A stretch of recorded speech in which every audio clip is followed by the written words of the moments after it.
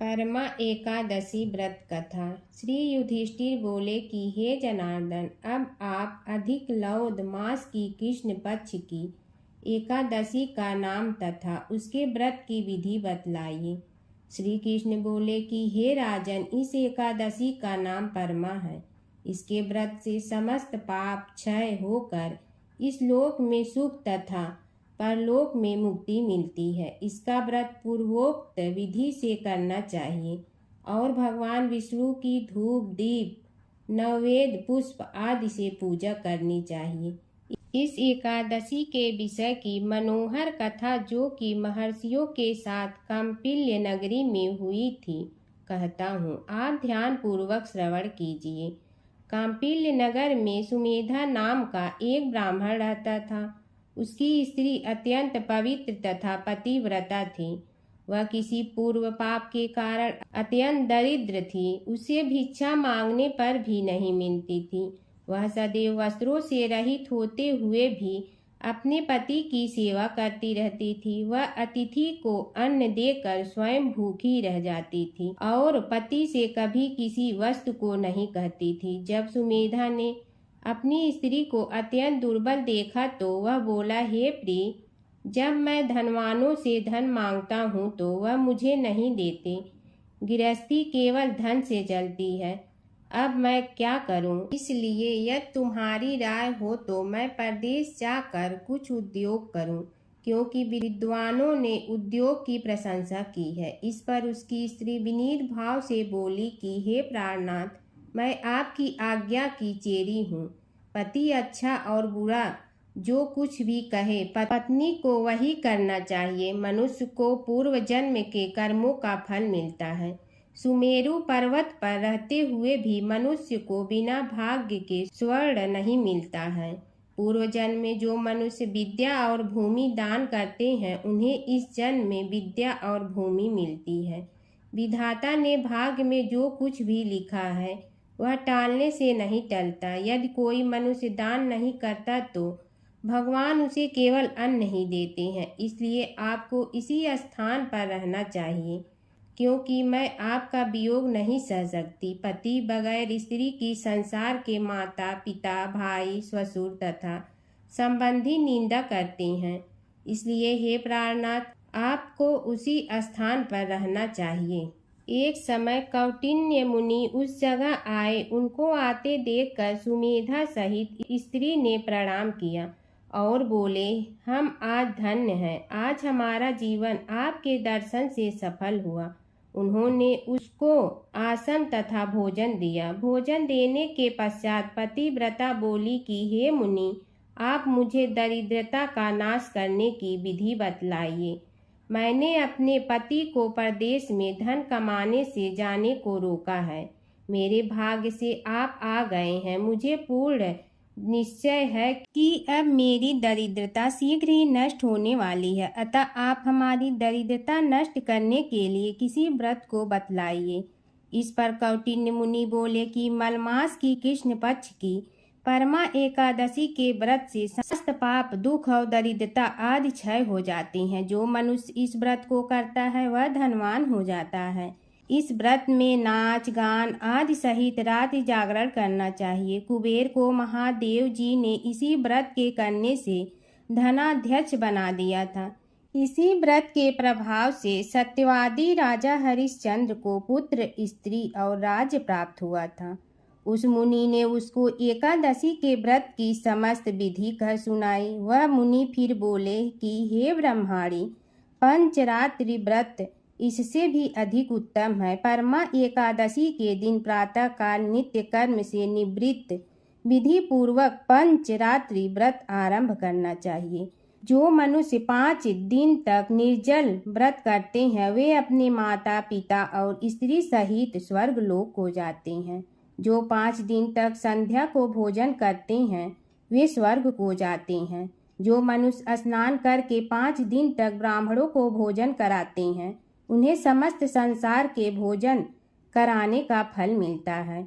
इस व्रत में जो घोड़े दान करते हैं उन्हें तीनों लोक दान करने का फल मिलता है। जो मनुष्य उत्तम ब्राह्मण को तिल सहित दान करते हैं वे तिल की संख्या के बराबर विष्णु लोक में रहते हैं। जो घी का पात्र दान करते हैं वह सूर्य लोक को जाते हैं। जो 5 दिन तक ब्रह्मचर्य पूर्वक रहते हैं वे देवांगनाओं के साथ स्वर्ग जाते हैं। हे ब्रह्माणी, तुम अपने पति के साथ इसी व्रत को करो, उससे तुम्हें सिद्धि प्राप्त होगी और अंत में स्वर्ग की प्राप्ति होगी। कौटिन्य मुनि के कहे अनुसार उन्होंने परमा एकादशी का 5 दिन तक व्रत किया। व्रत समाप्त होने पर उसने देखा कि राजकुमार उसके सामने खड़े हैं। राजकुमार ने एक उत्तम घर जो कि सब वस्तुओं से सजा हुआ था रहने के लिए दिया। राजकुमार उसको 1 ग्राम देकर अपने महल को चले गए। वह दोनों इस व्रत के प्रभाव से इस लोक में अनंत सुख भोग अंत में स्वर्ग लोक हो गए। श्री कृष्ण उवाच, हे राजन, जो मनुष्य परमा एकादशी का व्रत करता है उसे समस्त तीर्थों व यज्ञों आदि का फल मिलता है। जिस प्रकार संसार में 2 पैरों वालों में ब्राह्मण, 4 पैरों वालों में गौ, देवताओं में इंद्रराज श्रेष्ठ है, उसी प्रकार मासों में अधिक लौद का मास उत्तम है। इस महीने में पद्मनी और परमा एकादशी भी श्रेष्ठ है। उसके व्रत में समस्त पाप नष्ट हो जाते हैं। अतः दुर्बल मनुष्य को ये व्रत जरूर करना चाहिए। जो मनुष्य अधिक मास में स्नान तथा एकादशी व्रत नहीं करते हैं उन्हें आत्महत्या का पाप लगता है। यह मनुष्य योनि बड़े पुण्यों से मिलती है, इसलिए मनुष्य को एकादशी का व्रत अवश्य करना चाहिए। हे युधिष्ठिर, जो आपने पूछा था सो मैंने आपको बतला दिया। अब आप इस व्रत को भक्ति सहित कीजिए। जो मनुष्य अधिक मास लौद की परमा एकादशी का व्रत करते हैं वह स्वर्ग लोक में जाकर इंद्र के समान सुखों को भोगते हुए 3 लोकों में बंदनीय होते हैं।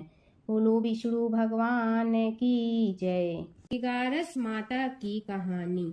एक बूढ़ी माँ ने एक बार एकादशी का व्रत रखा। बड़ी ही भाव भक्ति से पूजा अर्चना की। उन्हें वृद्धावस्था में क्या बाधा थी। वे तो अपने पुत्र पौत्र की सुख सुविधा के लिए व्रत रखने लगी थी। वे दिन भर तो जरा कठोर मन करके अपनी प्यास को रोके रही। दिन में पूजा पाठ किया, कथा सुनी और पंडित जी को मिट्टी के पात्र में भर कर पानी और ऋतु फल दान में दिए। दोनों भर भर कर वितरण किया। उन्हें गर्मी के कारण बहुत बेचैनी हो रही थी। इस कारण से बड़ी देर तक पानी में पड़ी रही और पानी के कुल्ला करती रही, मुंह धोती रही। तब कहीं थोड़ा बहुत धैर्य बंध पाया। धूप तो तेज पड़ ही रही थी, इस कारण बार बार मुंह सूख रहा था। बूढ़ी माँ बहुत बेचैन हो रही थी। एक बुढ़ापा और दूसरे भयंकर गर्मी। वृद्धावस्था की स्थिति को कुछ दूसरी ही प्रकार की होती है। जैसे तैसे रो धो के दिन कट पाया। अब पहाड़ सी रात सामने थी, उसको काटना बड़ा ही कठिन दिखाई दे रहा था। खटिया पर पड़े शांति नहीं मिल रही थी। वे बार बार करवट बदल रही थी। अनेक बार वे बाहर जाती और भीतर आती, उन्हें घर के अंदर शांति नहीं थी। वे पड़ी पड़ी एकादशी माता का स्मरण करती रही। वे कहती रही कि हे माता जी, आप मेरी लाज रखिए, आप ही मुझे शक्ति दे दीजिएगा जिससे मैं भली भांति आपका व्रत कर सकूं और ये पहाड़ सी रात शांति पूर्वक व्यतीत हो सके। प्यास के कारण बूढ़ी माँ की बेचैनी तो बढ़ ही रही थी। उन्होंने धैर्य रखने का बहुत प्रयास किया, किंतु सहनशीलता की सीमा टूट गई और वे घबराकर एकदम चिल्ला पड़ी। बोली कि बचाओ बचाओ। अम्मा का चिल्लाना सुनकर परिवार भर के नर नारी, बच्चे और पड़ोसी एकत्रित होकर बूढ़ी अम्मा की खटिया के समीप पहुंच गए। सबने पूछा कि अम्मा जी, आपको क्या हो गया है? आप क्यों चिल्ला पड़ी थी? आप इस वृद्धावस्था में एक कठिन व्रत क्यों कर रही हैं? अम्मा जी, शक्ति से ही भक्ति होती है। थोड़ी ही देर में वे फिर से बोली कि अरे, हमारे तो प्राण ही निकलने जा रहे हैं। मेरी छाती पर ठंडे पानी का घड़ा रख दीजिए। नातियों ने दादी की छाती पर ठंडे पानी का पात्र रख दिया तब कहीं उन्हें थोड़ा बहुत आराम मिला और थोड़ी देर के लिए उन्होंने अपनी आंखें बंद कर ली। एकादशी माता ने सोचा कि ये बूढ़ी अम्मा है तो बहुत कठोर, जरा जाकर उसकी परीक्षा लेना चाहिए। वे आधी रात को मुर्गा बनकर टेर लगाने लगी। मुर्गा की आवाज सुनकर दादी जल्दी से उठी और बाहर जाकर आसमान की ओर देखा, किंतु आसमान में कहीं उन्हें प्रातःकालीन तारा नहीं दिखाई दिया। वे सोचने लगी कि ये मुर्गा क्यों और कैसे बोल गया है। उन्हें प्यास तो बढ़ ही रही थी। थोड़ा बहुत उनका मन भी विचलित होने लगा था, किंतु अंत में उन्होंने दृढ़ निश्चय किया कि मैं अब व्रत को पूर्ण करके ही छोड़ूंगी, चाहे भले ही मेरे प्राण निकल जाए। ये सोचकर फिर वे खटिया पर शिथिल होकर लेट गई। थोड़ी ही देर में एकादशी माता ने उनकी फिर से परीक्षा लेनी चाहिए। एक छोटी सी बालिका एक गिलास में शरबत लेकर उनके सिरहाने खड़ी हो गई और जोर से बोली कि दादी जी, सवेरा हो गया है, आप हाथ मुंह धोकर शरबत पी लीजिए। पहले तो शरबत का गिलास देखकर उनका मन ललचाने लगा, किंतु अचानक व्रत का स्मरण हो आया और उन्होंने सोचा कि मैं किसी भी प्रकार से अभी शरबत नहीं पी सकती हूँ, और वे शांति पूर्वक अपनी घटिया पर लेट गई। फिर थोड़ी ही देर में उन्हें ऐसा लगा कि जैसे किसी ने उन्हें पानी के कुएं में पटक दिया हो। वे बड़ी देर तक उस कुएं में हाथ पांव चलाती रही, किंतु उन्होंने अपने मुंह में पानी की एक बूंद भी नहीं जाने दी और वे दृढ़ता पूर्वक अपना व्रत पालती रही। थोड़ी ही देर में न जाने कहां से सामने आग जलने लगी, जिससे भारी गर्मी पड़ने लगी। प्यास के कारण प्राण निकलने लगे, किंतु बूढ़ी अम्मा का कुछ भी नहीं बिगड़ पाया। वे जहां की तहां मुस्कुराती हुई बैठी रही। थोड़ी ही देर में बाहर प्रकाश दिखाई देने लगा। ऐसा लगा कि जैसे सवेरा हो गया हो। बूढ़ी अम्मा ने जब बाहर निकल कर देखा तो समझ गई कि अभी सवेरा होने में 3-4 घंटे की देरी है। यह जानकर वे शांति पूर्वक इधर उधर घूमने फिरने लगी। एकादशी माता ये बात अच्छी तरह से समझ गई कि ये बूढ़ी अम्मा किसी भी प्रकार से अपने व्रत से नहीं टल सकती है। वे उनके सत्य व्रत को अच्छी तरह से समझ गई। सवेरा होते ही बूढ़ी माँ ने स्नान किया, भगवान का पूजन पाठ किया, एकादशी माता की कथा सुनी, ब्राह्मणों को दक्षिणा देकर भोजन कराया। तब कहीं उन्होंने जल ग्रहण किया। कन्याओं को भोजन कराने के बाद अम्मा ने भोजन किया। उस श्रेष्ठ व्रत के प्रताप से बूढ़ी अम्मा की आयु में वृद्धि हो गई। उनका घर परिवार हरा भरा हो गया। घर में अब उनके कोई अभाव नहीं रहता। वे हर तरह के सुख साधनों से संपन्न हो गई।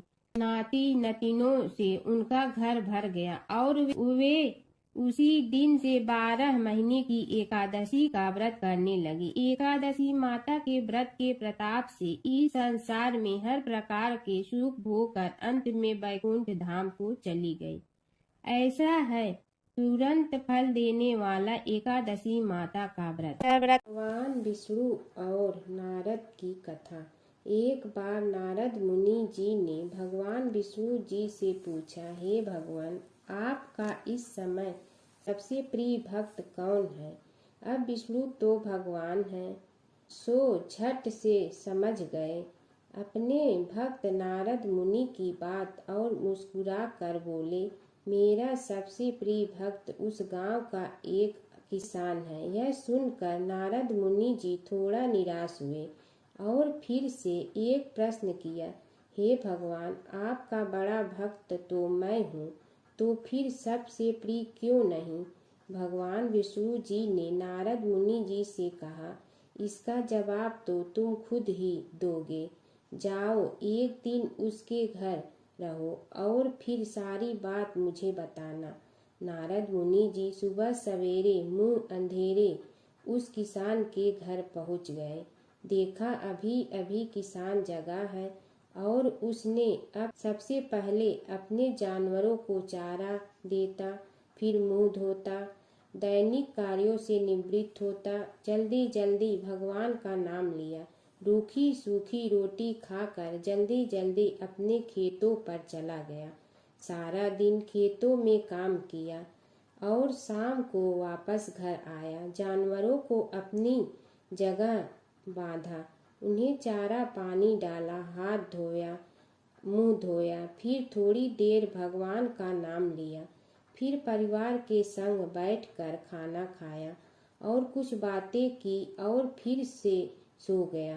अब सारा दिन यह सब देखकर नारद मुनि जी भगवान विष्णु के पास वापिस आए और बोले, भगवान, मैं आज सारा दिन उस किसान के संग रहा, लेकिन वो तो ढंग से आपका नाम भी नहीं ले सकता। उसने थोड़ी देर सुबह, थोड़ी देर शाम को और भी जल्दी जल्दी आपका ध्यान किया, और मैं तो 24 घंटे सिर्फ आपका ही नाम जपता हूँ। क्या आपका सबसे प्रिय भक्त वो गरीब किसान ही है?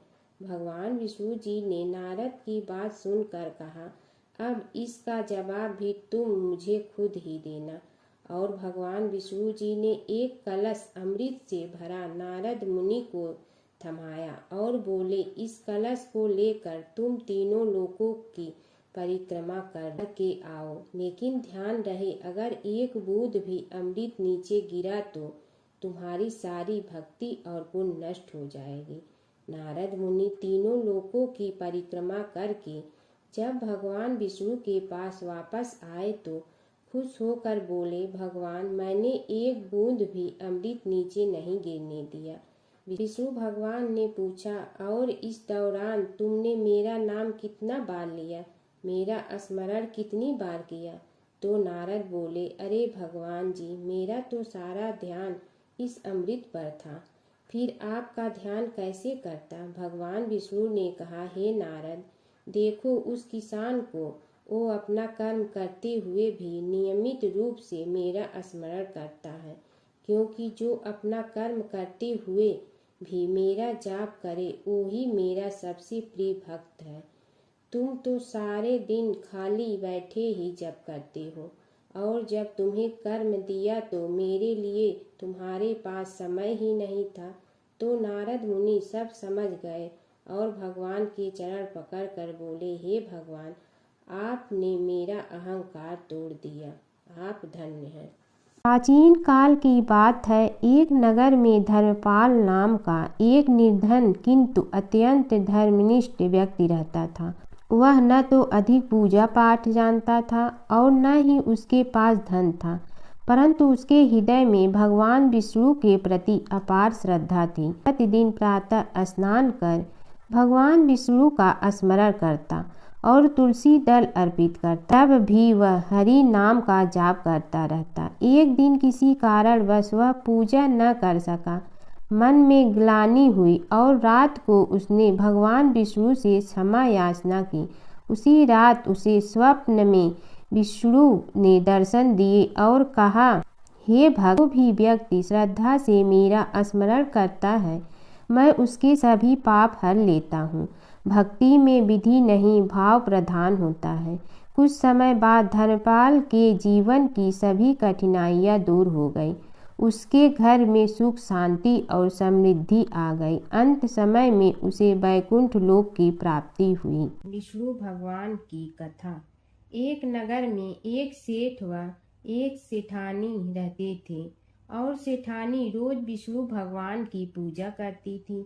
सेठ को उसका पूजा करना बिल्कुल अच्छा नहीं लगता था।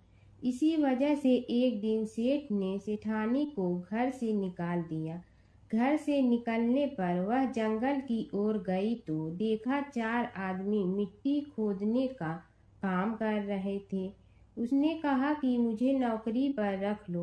उन्होंने उसे रख लिया, लेकिन मिट्टी खोदने से सेठानी के हाथों में छाले पड़ गए और उसके बाल भी उड़ गए। वह आदमी कहते हैं कि बहन, लगता है तुम किसी अच्छे घर की महिला हो, तुम्हें काम करने की आदत नहीं है, तुम ये काम रहने दो और हमारे घर का काम कर लिया करो।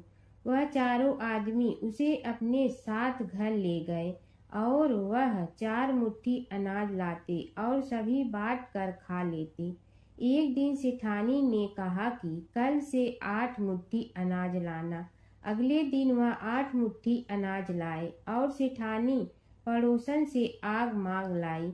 उसने भोजन बनाया, विष्णु भगवान को भोग लगाया, फिर सभी को खाने को दिया। सारे भाई बोले कि बहन, आज तो भोजन बहुत स्वादिष्ट बना है। सेठानी ने कहा कि भगवान का जूठा है तो स्वाद तो होगा ही। सेठानी के जाने के बाद सेठ भूखा रहने लगा और आस पड़ोस के सारे लोग कहने लगे कि ये तो सेठानी के भाग्य से खाता था।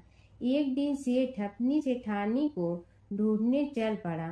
उसने ढूंढते हुए वह भी उस जंगल में पहुंच गया जहां वह चारों आदमी मिट्टी खोद रहे थे।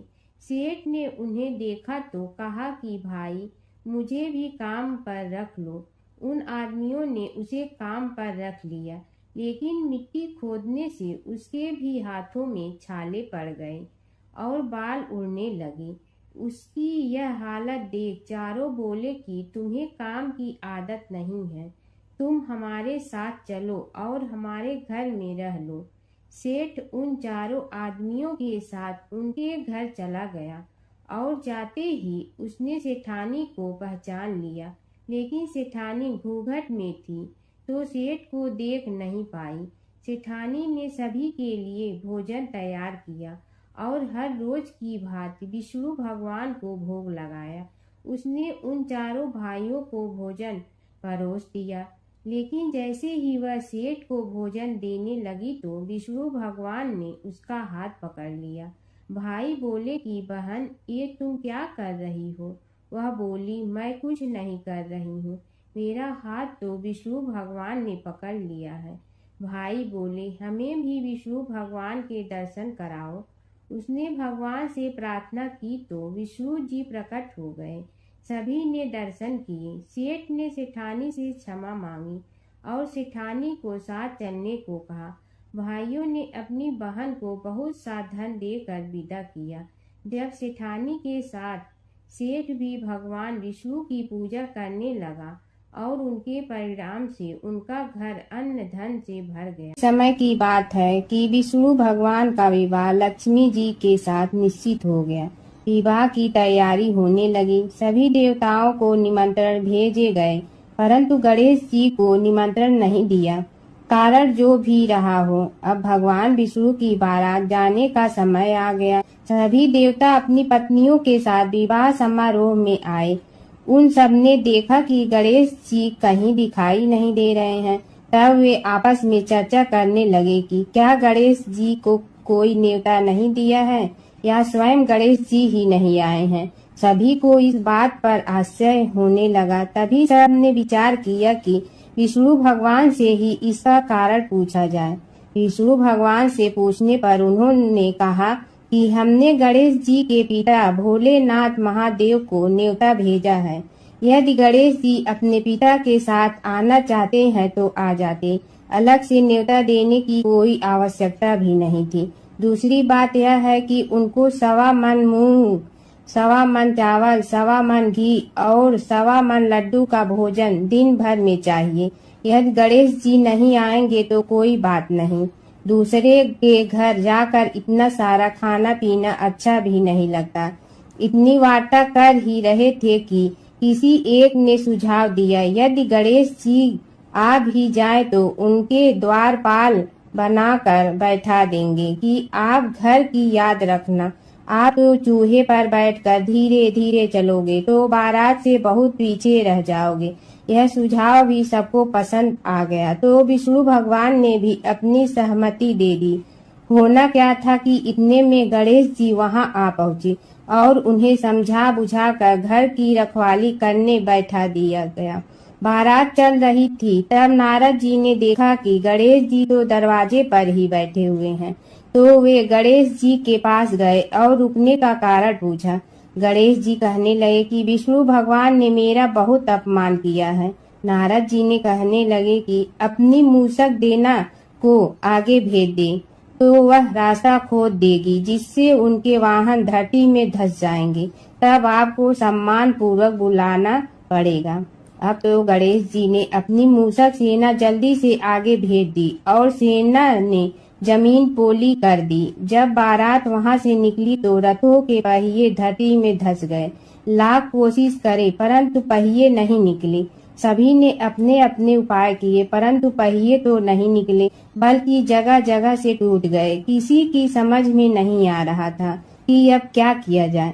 तब तो नारद जी ने कहा, आप लोगों ने गणेश जी का अपमान करके अच्छा नहीं किया। यदि उन्हें मना कर लाया जाए तो आपका कार्य सिद्ध हो सकता है और यह संकट टल सकता है। शंकर भगवान ने अपने दूत नंदी को भेजा और वे गणेश जी को लेकर आए। गणेश जी का आदर सम्मान के साथ पूजन किया। तब कहीं रथ के पहिए निकले। अब रथ के पहिए निकल के परंतु टूट फूट गए तो उन्हें सुधारे गए। पास के खेत में खाती काम कर रहा था, उसे बुलाया गया। खाती अपना कार्य करने के पहले श्री गणेशाय नमः कहकर गणेश जी की वंदना मन ही मन करने लगा। देखते ही देखते खाती ने सभी पहियों को ठीक कर दिया। तब खाती कहने लगा कि हे देवताओं, आपने सर्वप्रथम गणेश जी को नहीं मनाया होगा और न ही उनकी पूजन की होगी, इसीलिए तो आपके साथ यह संकट आया है। हम तो मूर्ख अज्ञानी हैं, फिर भी पहले गणेश जी को पूजते हैं, उनका ध्यान करते हैं। आप लोग तो देवतागण हैं, फिर भी आप गणेश जी को कैसे भूल गए। अब आप लोग भगवान श्री गणेश जी की जय बोल कर जाएं तो आपके सब काम बन जाएंगे और संकट कट जाएंगे। ऐसा कहते हुए बारात वहां से चल दी और विष्णु भगवान को लक्ष्मी जी के साथ विवाह संपन्न करा के सभी सकुशल घर लौट आए। हे गणेश जी महाराज, आपने विष्णु को जैसे कारज सारियो ऐसे कारज सबको सिद्ध कर जो। बोलो गजानन भगवान की जय। प्राचीन काल की बात है। नैमिषारण्य क्षेत्र में ऋषि, महर्षि और साधु संतों का समाज जुड़ा था। उसमें श्री सूत जी भी विद्यमान थे। शौनक जी ने उनकी सेवा में उपस्थित होकर निवेदन किया कि हे अज्ञान रूप घोर तिमिर को नष्ट करने में करोड़ों सूर्यों के समान प्रकाशमान श्री सूत जी, हमारे कानों के लिए अमृत के समान जीवन प्रदान करने वाले कथा तत्व का वर्णन कीजिए। हे सूत जी, हमारे हृदयों में ज्ञान के प्रकाश की वृद्धि तथा भक्ति, वैराग्य और विवेक की उत्पत्ति जिस कथा से हो सकती हो, वह हमारे प्रति कहने की कृपा कीजिए। शौनक जी की जिज्ञासा से सूत जी बड़े प्रसन्न हुए। पुरातन इतिहासों के स्मरण से उनका शरीर पुलकायमान हो रहा था। वे कुछ देर उसी स्थिति में विराजमान रहकर कुछ विचार करते रहे और अंत में बोले, शौनक जी, इस विषय में आपके चित्त में बड़ी जिज्ञासा है। आप धन्य हैं जो सदैव ज्ञान की प्राप्ति में तत्पर रहते हुए विभिन्न पुराण कथाओं की जिज्ञासा रखते हैं। आज मैं आपको ज्ञान के परम स्रोत रूप श्री गणेश जी का जन्म कर्म रूप चरित्र सुनाऊंगा। गणेश जी से ही सभी ज्ञानों, सभी विद्याओं का उद्भव हुआ है। अब आप सावधान चित्त से विराजमान हो। श्री गणेश जी के ध्यान और नमस्कार पूर्वक उनका चरित्र श्रवण करें। नमस्तस्मै गणेशाय ब्रह्मा विद्या प्रदायिनी यनागस्त्यसमः साक्षात विघ्न सागर सोषणे। कैसे हैं वे श्री गणेश जो सभी प्रकार की ब्रह्म विद्याओं को प्रदान करने वाले अर्थात ब्रह्मा के सगुण और निर्गुण स्वरूप पर प्रकाश डालने और जीव ब्रह्मा का अभेद प्रतिपादन करने वाली विद्याओं के दाता हैं। वे विघ्नों के समुद्रों को महर्षि अगस्त के समान शोषण करने में समर्थ हैं। इसलिए उनका नाम विघ्न सागर शोषक के नाम से प्रसिद्ध है। मैं उन भगवान श्री गणेश जी को नमस्कार करता हूँ। प्रथम पूजा के अधिकारी श्री गणेश जी। यह कहकर सूत जी कुछ समय के लिए मौन हो गए और फिर बोले, शौनक जी, भगवान गणेश जी ही सर्वप्रथम पूजा प्राप्ति के अधिकारी हैं। किसी भी देवता की पूजा करो, पहले उनकी पूजा करो। शौनक जी ने निवेदन किया, हे भगवान, हे सूत, सर्वप्रथम यह बताने की कृपा कीजिए कि गणेश जी को प्रथम पूजा का अधिकार किस प्रकार प्राप्त हुआ। इस विषय में मेरी बुद्धि मोह को प्राप्त हो रही है कि सृष्टि रचयिता ब्रह्मा जी, पालन करता भगवान नारायण और संहार करता शिव जी में से किसी को प्रथम पूजा का अधिकारी क्यों नहीं माना गया। यह त्रिदेव ही तो सबसे बड़ा देवता माने जाते हैं। सूत जी ने कहा, शौनक जी, यह भी एक रहस्य ही है। देखो, अधिकार मांगने से नहीं मिलता, इसके लिए योग्यता होनी चाहिए। संसार में अनेकों देवी देवताएं पूजे जाते हैं। पहले जो जिसका इष्ट देव होता है वह उसी की पूजा किया करता है। इससे बड़े देवताओं के महत्व में कमी आने की आशंका उत्पन्न हो गई। इस कारण देवताओं में परस्पर विवाद होने लगा। वे उसका निर्णय प्राप्त करने के लिए शिव जी के पास पहुँचे और प्रणाम करके पूछने लगे, प्रभु, हम सब में प्रथम पूजा का अधिकारी कौन है। शिव जी सोचने लगे कि किसे प्रथम पूजा का अधिकारी माने। तभी उन्हें एक युक्ति सूझी। बोले, देवगण, इसका निपटारा बातों से नहीं तथ्यों से होगा। इसके लिए एक प्रतियोगिता रखनी होगी, शिव की परिक्रमा करने की प्रतियोगिता। देवगण उनका मुख देखने लगे, शंकित हृदय से सोचने लगे कि कैसी प्रतियोगिता रहेगी। यह शिव जी ने उनके मन के भाव ताड़ लिए, इसलिए सांत्वना भरे शब्दों में बोले, घबराओ मत, कोई कठिन परीक्षा नहीं ली जाएगी। बस इतना ही कि सभी अपने अपने वाहनों पर चढ़कर संसार की परिक्रमा करो और फिर यहाँ लौट आओ। जो पहले लौटेगा वही सर्वप्रथम पूजा का अधिकारी होगा।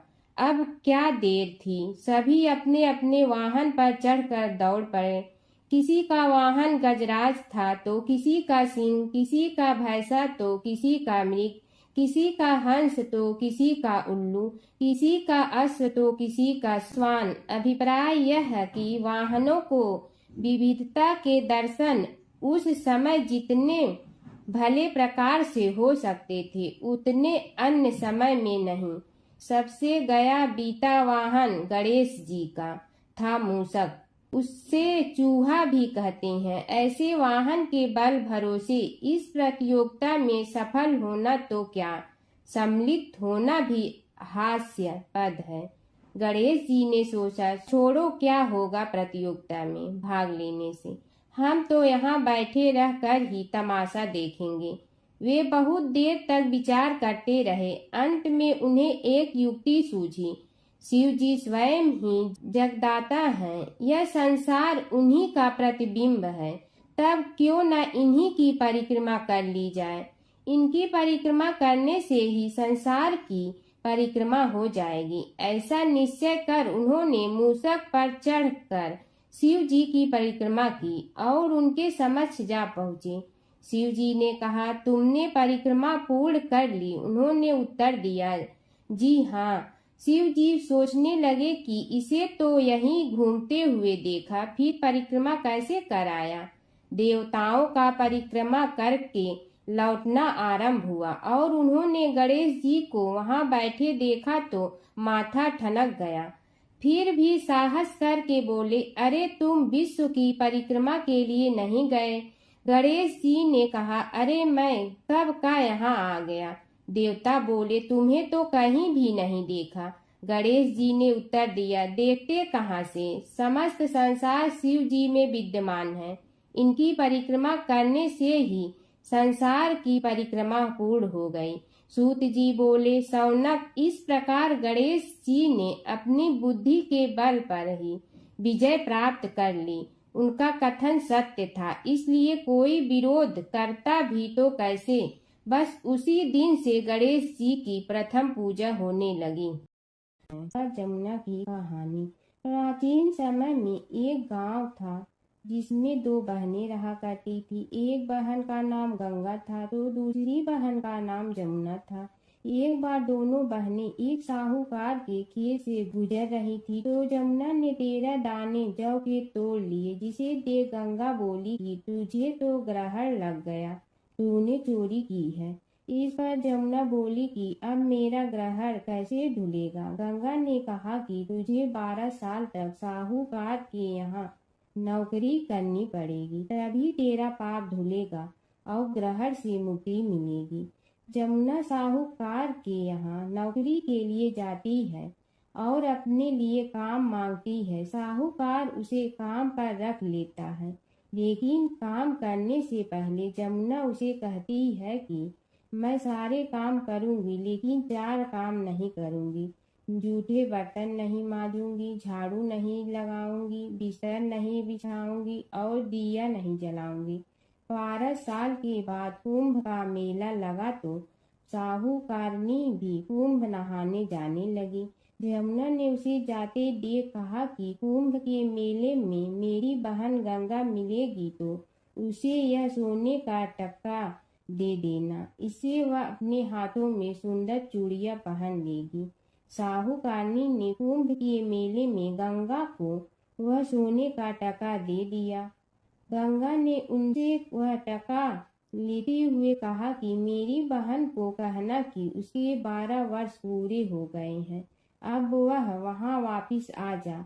साहूकार व साहूकारनी वापिस घर आए तब जमुना मटके में पानी भर रही थी। दोनों जमुना से बोले कि हमने सोने का वह टका तेरी बहन गंगा को दे दिया था और उसने कहा है कि तेरे 12 वर्ष पूरे हो गए हैं, इसलिए अब तुम वापिस जाओ। यह समाचार सुनते ही जमुना सहस्त्र धारा में बदल गई और बहने लगी।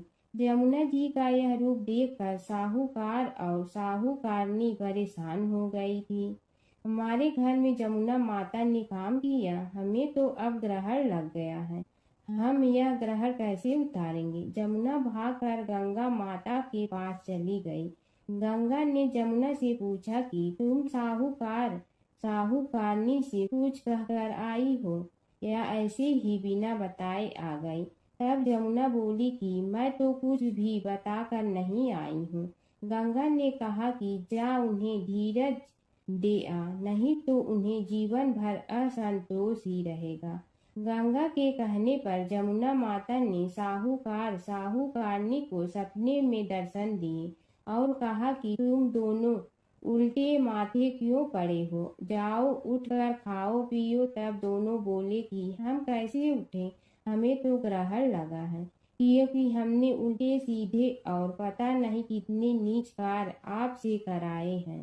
तब जमुना जी बोली कि तुम्हें ग्रहण नहीं लगा है, ग्रहण तो मुझे लगा था कि मैंने तुम्हारे खेत से 13 दाने जौ के चुराए थे। मैं तो अपना ग्रहण उतारने तुम्हारे घर आई थी। मेरा ग्रहण तुम्हारे घर में 12 वर्ष तक रहने से उतर गया है और मेरी मुक्ति हो गई है। जमुना जी ने कहा कि तुम्हें कोई ग्रहण नहीं लगा है, उल्टे मेरे 12 वर्ष तक यहाँ रहने से तुम्हारी भी मुक्ति हो गई है। यह कहकर जमुना जी स्वप्न से चली गई। दोनों उठकर देखते हैं कि उनके घर में पहले से भी अधिक धन हो गया है। हे जमुना माता, जैसे आपने साहूकार व साहूकारनी की मुक्ति कराई, वैसे ही आप अपने सभी भक्तों की करना। बसेरे की कहानी। किसी गांव में एक भाट व एक जाट रहता था। दोनों में घनिष्ठ मित्रता थी। एक बार जाट अपनी बहन के घर जाने को तैयार हुआ तो भाट अपनी ससुराल जाने को तैयार हुआ। दोनों साथ चल पड़े तो रास्ते में रुककर एक कुएं की मुंडेर पर बैठ गए। जाट ने भाट से कहा कि नगर बसेरा कर लेते हैं, इस पर भाट बोला कि तू ही नगर बसेरा कर ले, मैं तो अपनी ससुराल जा रहा हूँ, वहाँ खूब खातिर होगी मेरी, तू कर ले नगर बसेरा। जाट वहीं कुएं के पास बैठ पानी की घंटी और चावल का दाना लेकर नगर बसेरा करने लगा। नगर बसेरा करने के साथ जाट कहने लगा कि नगर बसेरा जो करे सो मल धोवे पाँव, ताता माड़ा तापसी देगी मेरी माँ, माँ देगी मावशी तेगी द्वारका का वास, मीठा मीठा घास वृंदावन का वास, 5 कुल्ठी छठी रास मेरी जीवड़ो श्री कृष्ण के पास, डालू पानी हो जाए घी झट से निकल जाए मेरा जी। यह सब कर कर के वह जाट बहन के पास चल पड़ा। जाट की बहन ने भाई के आने पर उसकी खातिर की, खी बूरा के साथ भाई को जिमाया। दोनों ने बैठकर ढेर सारी बातें की। इधर भाट अपने ससुराल पहुंचा तो वहां आग लगी हुई थी। आग बुझाने वह भी लग गया, जिसमें हाथ मुंह भी काले हो गए और खुद भी थोड़ा सुलझ गया। ना रोटी ना पानी के लिए ही किसी ने पूछा।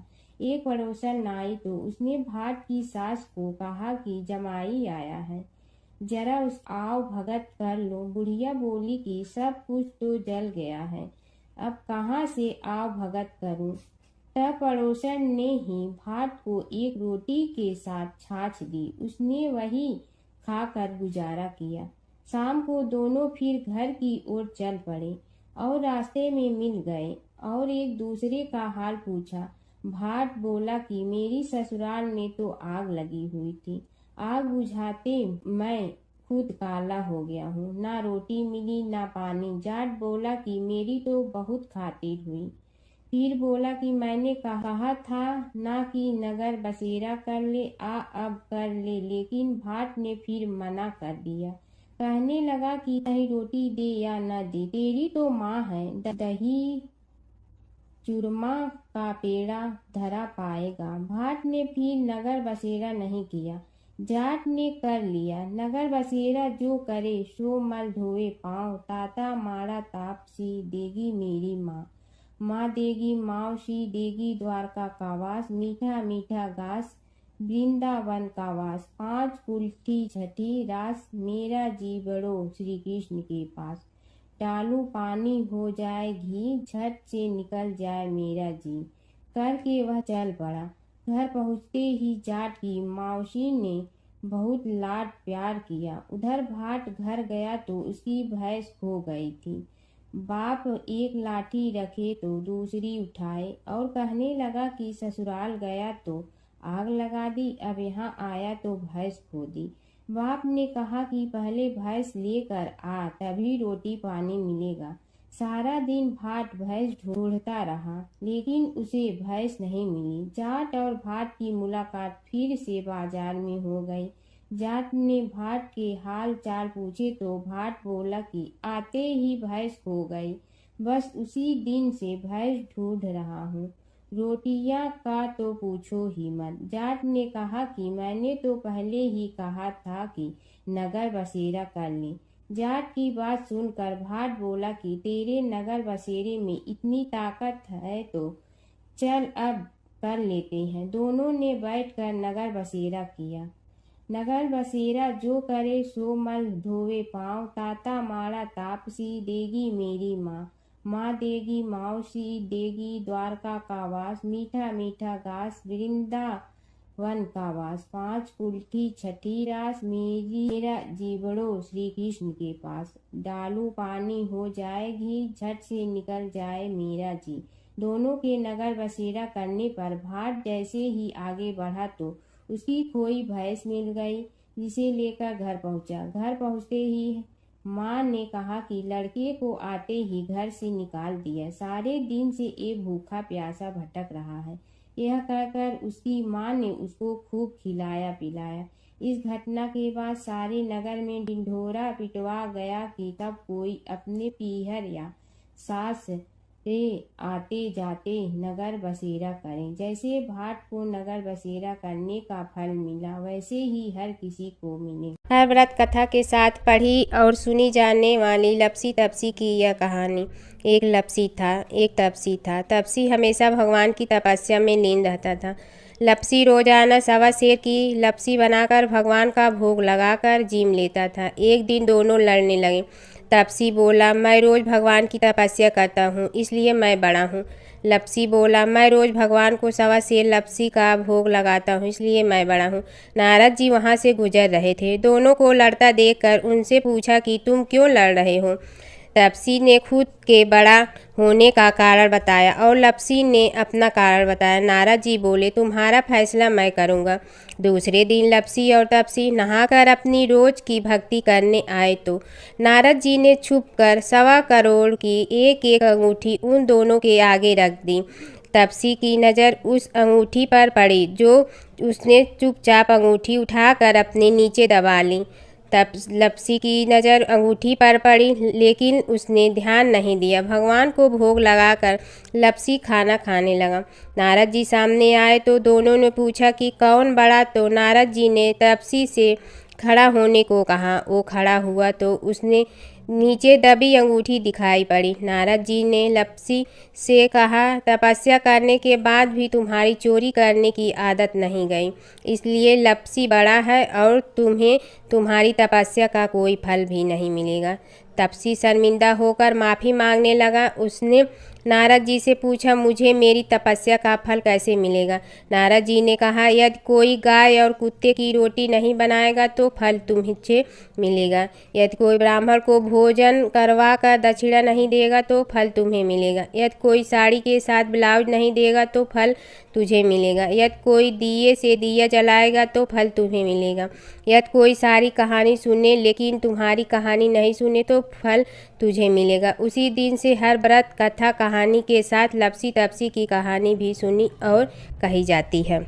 ओम जय जगदीश हरे स्वामी, जय जगदीश हरे। भक्त जनों के संकट क्षण में दूर करे। ओम जय जगदीश हरे। जो ध्यावे फल पावे, दुख बिन दे मन का। सुख संपत्ति घर आवे, कष्ट मिटे तन का। ओम जय जगदीश हरे। मात पिता तुम मेरे, शरण कहूँ किसकी। तुम विनय और न दूजा, आस करूँ जिसकी। ओम जय जगदीश हरे। तुम पूर्ण परमात्मा, तुम अंतर्यामी। पार ब्रह्म परमेश्वर, तुम सबके स्वामी। ओम जय जगदीश हरे। तुम बिंदा के सागर, तुम पालन करता। मैं मूरख कल काम, कृपा करो भरता। ओम जय जगदीश हरे। तुम हो ये कय गोचर, सबके प्राणपति। किस विधि मिलूं दया में, तुमको मैं कुमति। ओम जय जगदीश हरे। दीन बंधु दुख हरता, तुम रक्षक मेरे। अपने हाथ उठाओ, द्वार पड़ा तेरे। ओम जय जगदीश हरे। विषय विकार मिटा, पाप हरो देवा। श्रद्धा भक्ति बढ़ाओ, संतन की सेवा। ओम जय जगदीश हरे। तन मन धन सब तेरा, स्वामी सब कुछ है तेरा। तेरा तुझको अर्पण क्या लागे मेरा। ओम जय जगदीश हरे। जय जगदीश हरे। स्वामी जय जगदीश हरे। भक्त जनों के संकट क्षण में दूर करे। ओम जय जगदीश हरे। स्वामी जय जगदीश हरे।